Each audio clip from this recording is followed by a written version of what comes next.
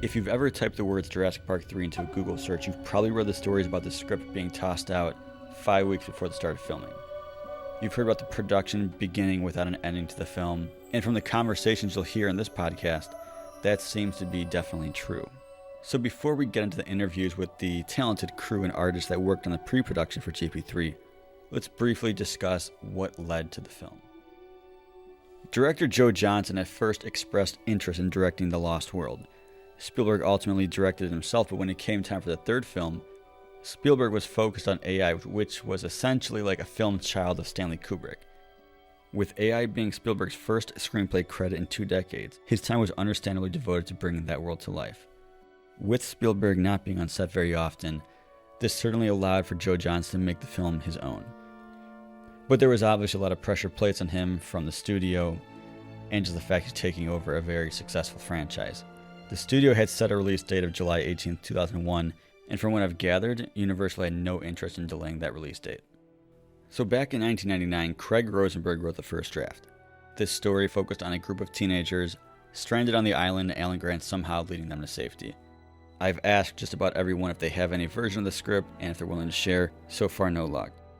But it's these earlier drafts that are constantly discussed by fans as a way of seeing what the film might have been. And in the end, with all the setbacks and troubles, the question is whether JP3 is a better film than it would have been had a lesser experienced director been in control. Since I was unable to locate this earlier draft of the script, the closest I was able to come to getting an idea of the full scope of the film was talking to the storyboard artist and the concept artist, all that were on board well before production began. My name is Ricardo Delgado. I was a production illustrator / concept artist on Jurassic Park 3 and proud of it. I just got a call one day from Dave Lowry. He's one of the storyboard artists on the show, and I'd worked with Dave on True Lies, and we just knew each other very well back then. And so I came in and I showed my stuff to Joe Johnston, who, come on, he's Joe Johnston, right? He's done a couple of things, and so for me to meet as just some kid that grew up on Star Wars to meet the guy that designed the Millennium Falcon, was pretty damn cool. But having said all that, I played it cool myself. I've just learned to be professional, and, he just looked over my stuff and just kind of said, well, we'll see how it works out. And a few weeks later, I got a call from Larry Franco, the producer, and negotiated a deal, and I just came in and started working. So were you working from a script or an outline? How does that work? I never worked from a script. I was on really early on, and I worked from a treatment, an outline. And it was about 20 pages long, if that. And so it was super, super early in the process. What was it like working with storyboard artist Dave Lowry? Dave is a genius in his own right, and he is one of Steven's guys in terms of storyboarding, and if not the guy. And he and the S-Man just kind of have this connectivity that you just can't you can't explain or sort of talk about. It just kind of happens between a storyboard artist and a director, and he thinks like Spielberg and Spielberg thinks like him, and even though he's working for Joe on this project, of course, like that, Dave's sensibilities are all over this picture, clearly. Since you were on the project so early, what can you tell us about the dynamics of working with Joe and production designer Ed Verreau? One of the things that I sort of talked about with Joe and Ed Verreau, the production designer, who is also, again, just an amazing dude and part of Steven Spielberg's sort of artistic lineage. Joe Johnston sketches, and like the guy's an incredible artist himself. And so, he and Ed were, honestly coming by all the time. I was kind of in the middle of the art department between sort of Ed's office was way down to my right, and Joe's offices were way down to the left. And so they were always meeting. So invariably they would cross my path, if you will. So, and I was just having so much fun. I was just drawing. And I would sense them come by, and then they would stop and they would look, and then they would just keep going, And same thing, sometimes they would both come by, they would stop, they would look, they'd keep going. And sometimes they would tap me on the shoulder and, I'd turn around and we'd talk. But I was just early on Mr. Idea guy. Like, what can we do to make this stuff, as fun as a story as possible? Because this was the first one not directed by Steven, right? And so that was kind of, it was kind of a big deal, and yet, Spielberg's imprints are an influencer, all over the story. And it was just cool, man. It was just a lot of fun, working with a bunch of great artists on a fun story. And I was really proud of the film when it came out. Steven Spielberg not directing the third film obviously sets it apart from the other two. As executive producer, his time on set was most likely limited. I asked production designer Ed Vero about this. Was Spielberg on set often? Like, was it common for him to be talking with you about JP3 and what you were working on? Yeah, certainly he was. He didn't come over. We didn't see him come over a lot because he was doing. He was very involved in AI at the time.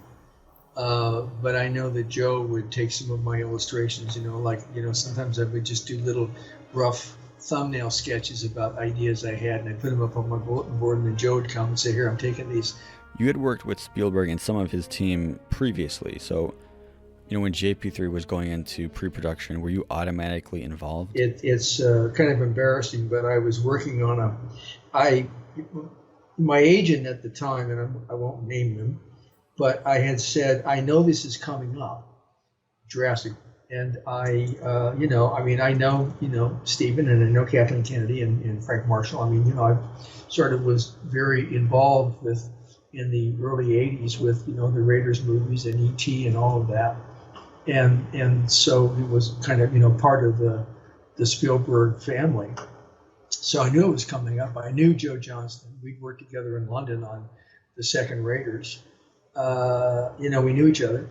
And so I said, just track this and, just keep me informed to my agent. Well, the next thing I find, I'm doing a little TV pilot, and I find out that they've hired somebody else.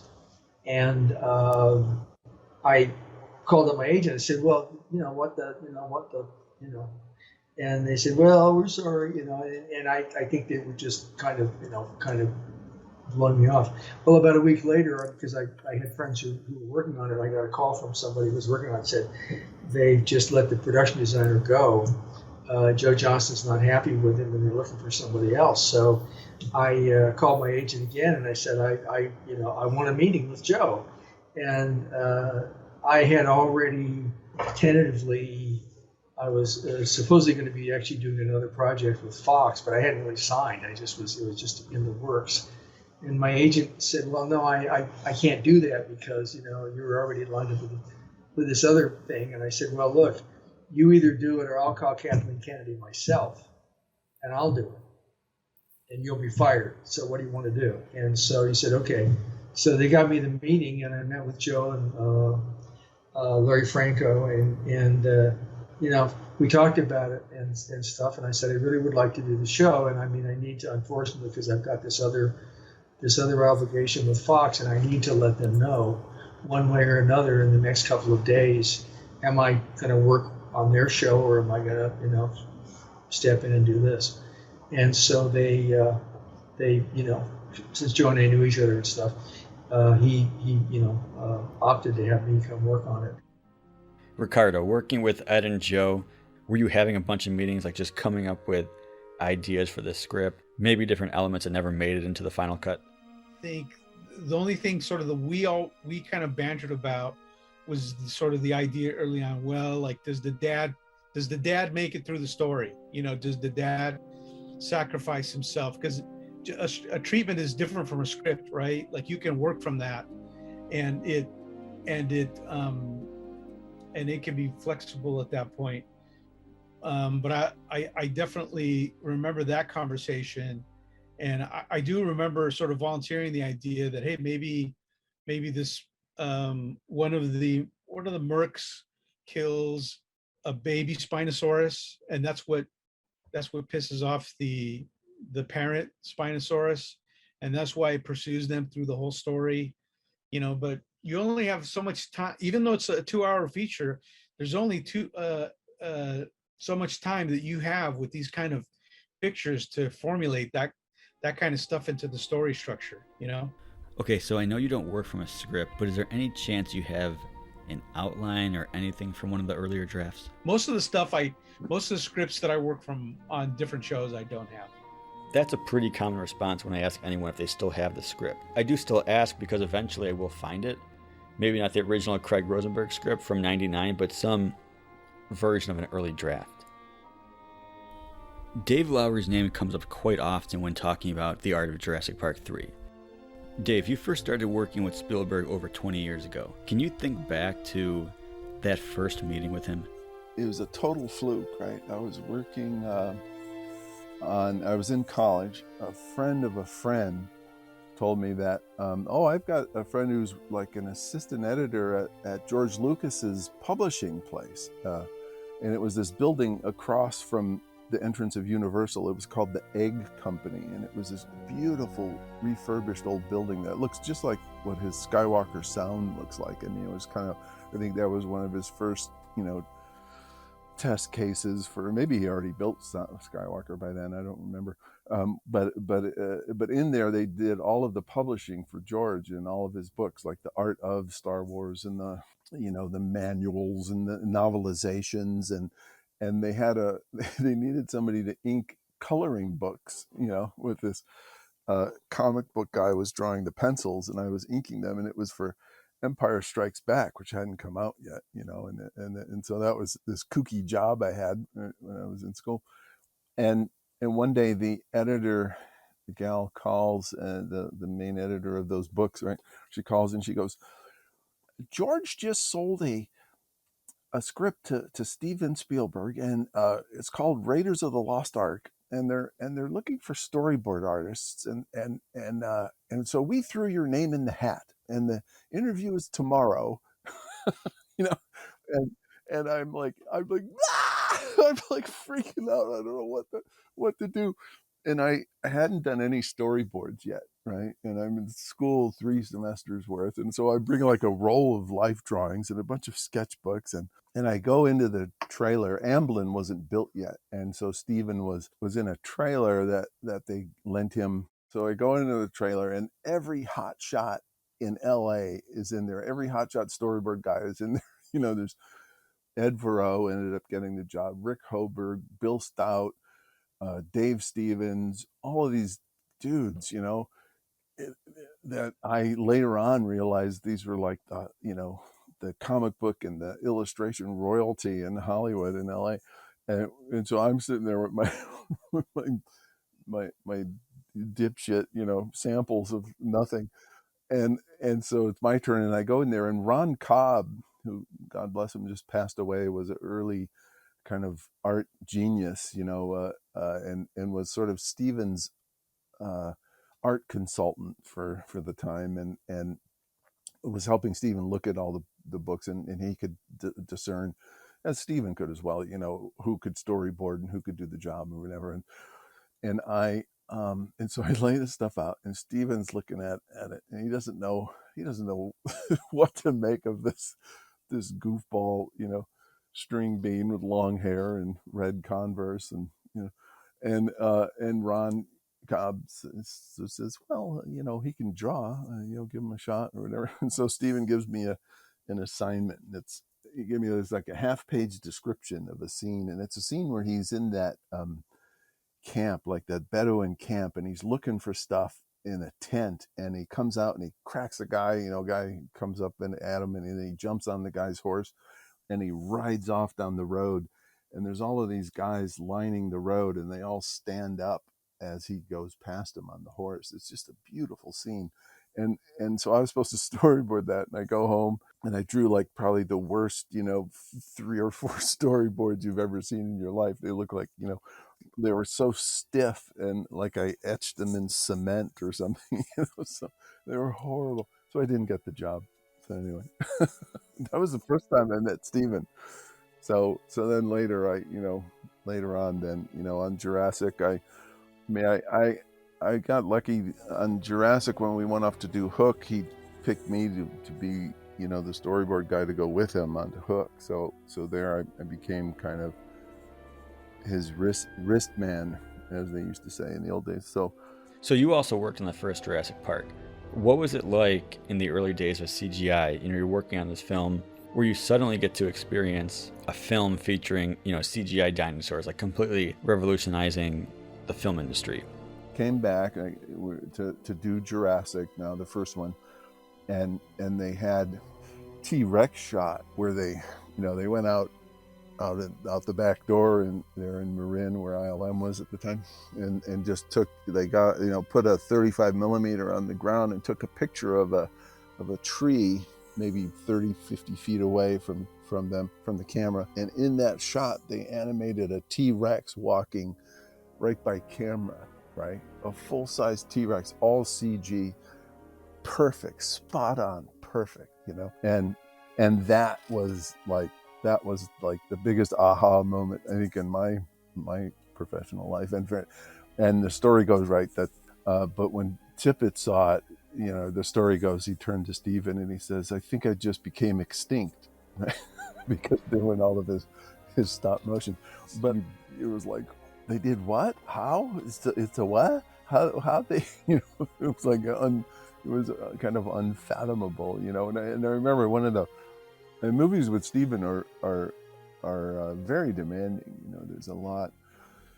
As a storyboard guy, you know, you're kind of one of a team in the art department, and as movies go, you know, the art department designs the world while you design, you know, what they're going to shoot in that world. What's the comparison between Joe and Steven when it comes to storyboarding? Like Steven, you know, Joe storyboards the thing first, and you redo it and maybe add an angle, add an insert, add some stuff to it, or come up with a whole beat and try and sell him on it, and then you know, he'll add that. But Joe's boards are phenomenal. The guy draws just ridiculously well, you know, and in ink and straight ahead in ink. So yeah, he would probably drew pretty much the whole movie out ahead of time. Without a finished and approved script, were you basically just storyboarding ideas or sequences that you knew were in the film regardless? So Joe knew what was in it and what was going to be in it, you know, so you can start by you know, drawing those scenes, and generally like what they call the set piece scenes, you know. So those are the most complicated scenes effects wise, you know, so you get everybody's eyes on the director's vision early on, and they know what's coming, you know. Even if it were to bend a little bit this way or that, they have a pretty good idea that, you know, the thing drops in through the roof, kicks butt, and jumps out the door, you know. They have an idea of what it's going to be. In some of the earlier scripts, and from talking to you, I know there was a sequence involving a group of teens on dirt bikes. They come across these bikes, and before you know it, they're being chased by like a pack of raptors. What can you tell us about that? There was a whole chunk in the middle that had a big chase sequence with where the you know, our explorers end up finding the old InGen, you know, garage, so to speak, and they find some old ATVs and stuff, and somehow 10 years later the gas is still good, and the raptors show up, and then they have a chase out across the, you know, the Lucas Ranch in Hawaii, and they, you know, managed to get away, and we never were really able to work that out. And the kid is being chased by the velociraptors, and he gets on a dirt bike and is racing through the jungle and ends up going through a field, not too dissimilar from the raptors in the grass in Lost World. He's going through this field with the velociraptors chasing after him full tilt, and he's going wide open on this dirt bike, sees the cliff coming, gets to the cliff, goes off the edge of the cliff, and pulls the hang glider out of the backpack as a raptor jumps. I think I drew it so that a raptor jumps after him, and actually the raptor lands on the saddle of the bike and takes it down to the bottom or what have you. But for some reason it didn't make it in. That's incredible. It's easy to look at a storyboard of an unshot scene and think how amazing it would be to see that in the film. Not so sure about the raptor riding the bike down, but who doesn't love a good bike chase in the jungle? I'm just wondering, what's it like to see your work become a reality and be a part of the film? Because you spent a lot of time simply on things that never made it into the film, but there's quite a bit that you did. What's it like to see that in the final film? You realize that, everything you've been working on for the last year, as well as, 150 other people have been working hard it all comes down to right there in front of the camera at that moment, boom, action, it starts. And then it becomes a real thing, and it always looks much better than the boards, for one, because it's so much fuller, and it becomes. I really admired directors for this, the fact that it becomes a much bigger job at that point than it had been up until that moment, because now everything's on the line. On your first viewing of the film, do you remember what you thought, what your first reaction was? So yeah, when I saw it, I was really happy how it all came together.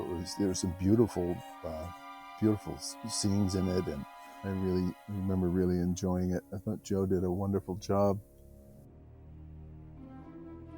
I'm Gabriel Hardman. I was a storyboard artist on Jurassic Park 3. I'm pretty sure that I was contacted by Dave Lowry, who is another storyboard artist, very well known, worked on the previous Jurassic Park movies and worked with Spielberg a lot. And they were looking for to bring on somebody else because the movie was ramping up, although in the context of Jurassic Park 3, it wasn't like they had a script. And it was, and I was on there quite some time before we had a sort of workable draft of the script. But I believe it was Dave Lowry. I must have been recommended to him from another person. I've not had an agent or anything since my earliest days, and this is Jurassic Park 3 was close to my earliest days, but I was really the third in line storyboard artist back then, behind Dave and Rodolfo DiMaggio.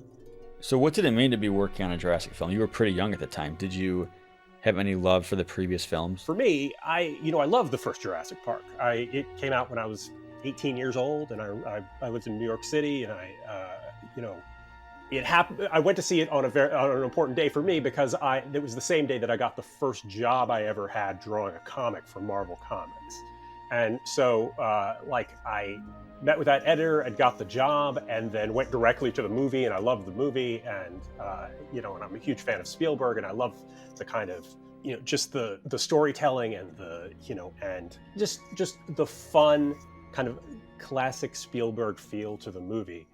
So coming into Jurassic Park 3, it was something that I was excited about. It sounded fun to me. So depending who I talked and what time they came on board, it's almost like they were working on completely different films. Do you recall what you were working on? Anything that maybe didn't make it into the film? It was initially some material with the kid on his own out in the jungle, which I'm pretty sure isn't in the movie at all, or wasn't didn't survive. And then I know I went on to work on some Spinosaurus stuff with it in the river, and the attack on a boat in a river. I definitely remember that they had developed a lot of material before this, trying to just find their way through big action sequences and story beats with the boards.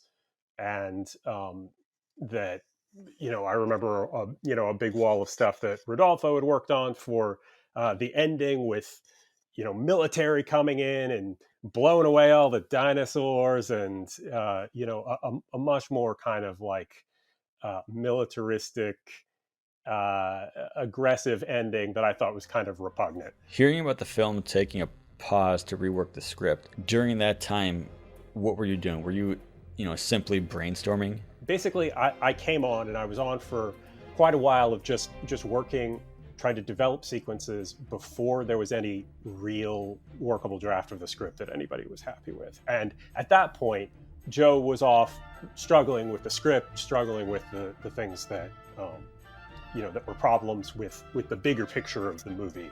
as I remember it. You know, that's a kind of hearsay thing from my point of view. Of all the people I was able to speak with about pre-production, if anyone could tell me a bit more about the script and what was going on while it was being reworked, it was DP Shelley Johnson. I was doing TV, and they were starting another TV project over at DreamWorks that they just weren't including me on, and I didn't know why. It turns out they had other plans for me, and they didn't tell me about any of it. They told Larry Franco to call me. That's the first I heard about it. But I was kind of sweating it out because I was really kind of wondering, why I wasn't being hired, and they never once hinted, that it was because they wanted to see if they could put me and Joe together, and so I'm glad that it transpired that way, and definitely, it was a solid opportunity that I wanted to make the most of, for sure. Okay, Shelley, so being new to big budget films, it must have been a constant struggle to not have a finished script, right? When I had my interview with Joe, I hadn't read the script. Once I got hired, they still wouldn't give me a script. And I didn't even read the script until my first day on the job. And even then, I had to read it in the lobby of the right outside Joe's door, in full view of the receptionist. That kind of was the receptionist for both Larry and Joe had the same receptionist who was there, and she had to watch me. I'd read the script, sit there in the chair, read the script, give it back to her, and then we didn't have copies of the script, and so I remember getting to the end of it. I remember reading the script and thinking, okay, that's big, okay, that's bigger, okay, that's even bigger, wow, and I'm like going on, and getting through the script, and then the production manager walked by as I was just finishing. I was just kind of sitting there in a daze, and the production manager looked at me and said, "Shelley, you look like you just read the script." I said, "Yes, I did." I could tell by that 1,000-yard stare you've got, because it's just the scale of it, and because you get to the end of the script, you read the script, and of course you read the script you want to be entertained by it, like you read it like an audience member. Then you get to the end of it, and you start to ask yourself the question, well, how am I going to do any of that? And the list of questions and the list of what I needed answers to was longer than I had ever imagined it would be.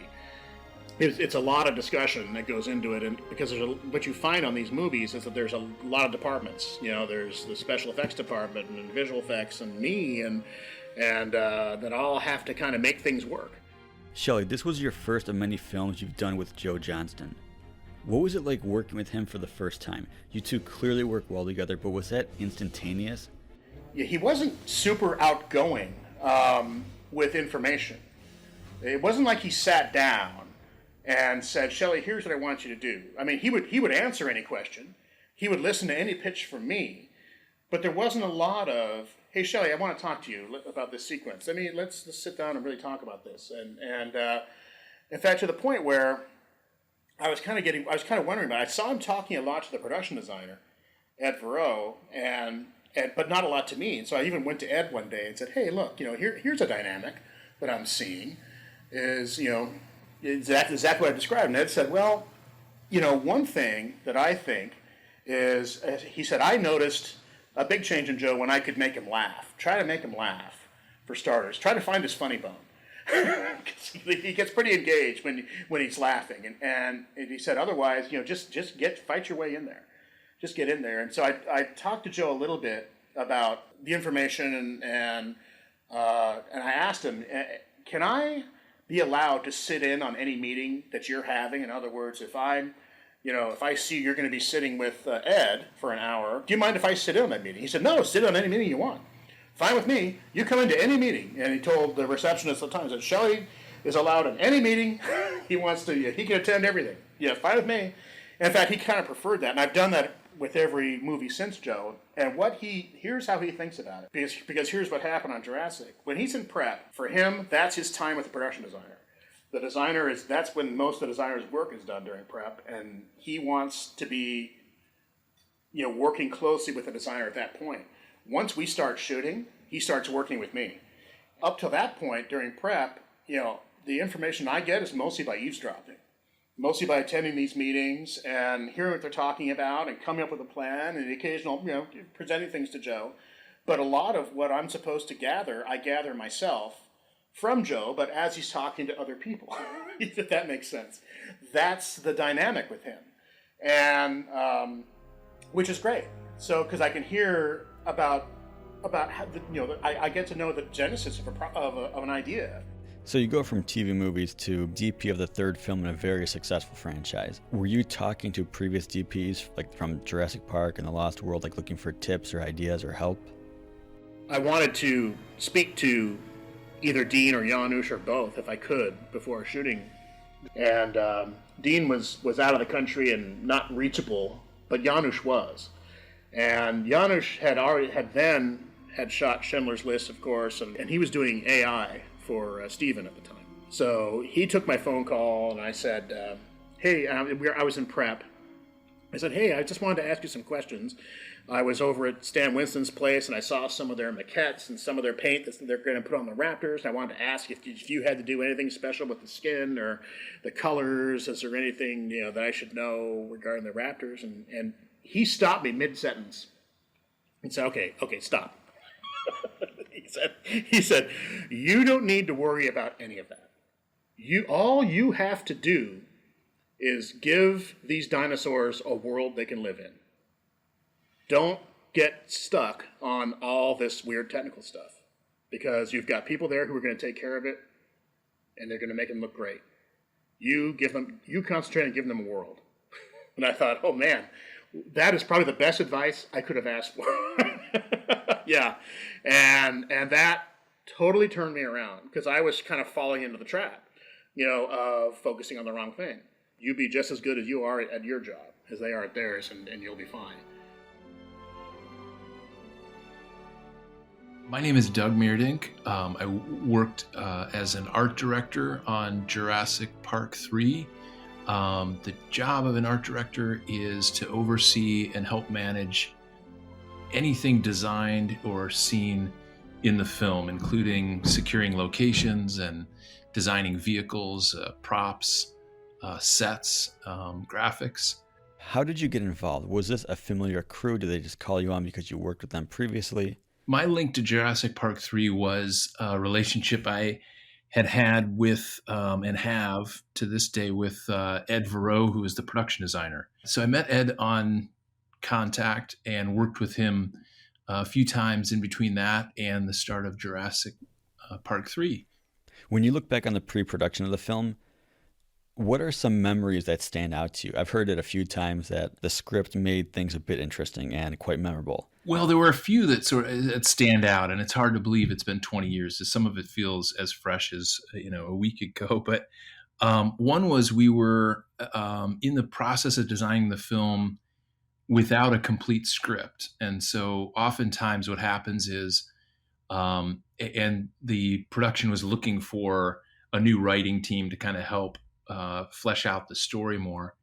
In that instance, there's a reliance, or there's sort of a opportunity for the art department to help guide the story. So we're essentially designing sets, and then as writers come on, they know sort of the world that we're building for them to play in. And on Jurassic Park 3, that was definitely the case. Okay, Shelley, so being new to big budget films, was it a constant struggle to not have a finished script? Yeah. This is frustrating Joe quite a lot during prep. He was never super satisfied with where the script was, and so he was even though we were moving ahead on these set pieces and these sequences that we knew were going to exist, we didn't know how it was going to fit into the story, and Joe was never really that successful in getting a writer to kind of see his vision. There were a number of writers on it. Clearly there were issues with the script, but it just seems like the studio was so set on a release date. Was the studio just basically saying, we need it to come out this day and that's it, there's no changing it? They had to make the film, unless the whole thing just went down in flames. They had a release date to make. They had Sam Neill who I think was locked into dates, and they had to do something. There was this ticking clock. There was this sign up on the side of the studio that said July 18th, 2001, JP3. Hi, I'm David Streit. I am the first unit production manager at Jurassic Park 3, and I shared the title with my friend David Womark, who took over when I left. Can you tell us briefly what a production manager does? Because I'm sure a lot of people have no idea, including me. A production manager is a person who he's a member of the DGA, the Directors Guild, and the Directors Guild brought production managers into their union because they actually facilitate what the director wants. So you were right in the middle of all these script issues with this deadline approaching. I'm sure you were hearing about all of it. What's your take on this?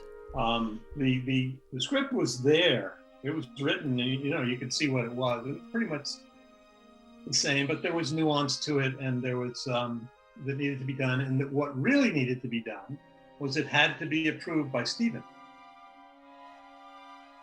No script was going to get made unless Steven approved it. And Steven was on another project. I forget what it was. We needed to shoot. We were going to start shooting in July. So there was about a year between the first day of shooting and the delivery to the theaters. But and we were going to get Steven's blessing beforehand. And in June, when he was finally available to read it, he said no. Needs to have a rewrite. The powers that be went off and got a couple of writers that they really liked, and said you've got a month to pull this thing together. And we took the show and we put it on the preparation, and we put it on hiatus for 5 weeks. This 1 month draft, which is fast by rewrite standards. Normally when a writer rewrites a script, it might take a year, 6 months minimum. And so the fact that they could turn this around in a month was pretty astounding. On the next episode?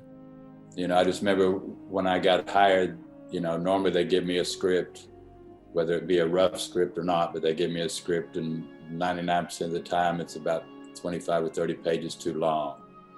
On this particular movie, there was no script. So they gave me like a 4-page beat sheet of what, just one line, this would happen, then that could happen, and then this might happen, and then they would do this, and then it could be this, and then it could be that, and asked me to give them an idea of how many days it would take to make it. Big your head.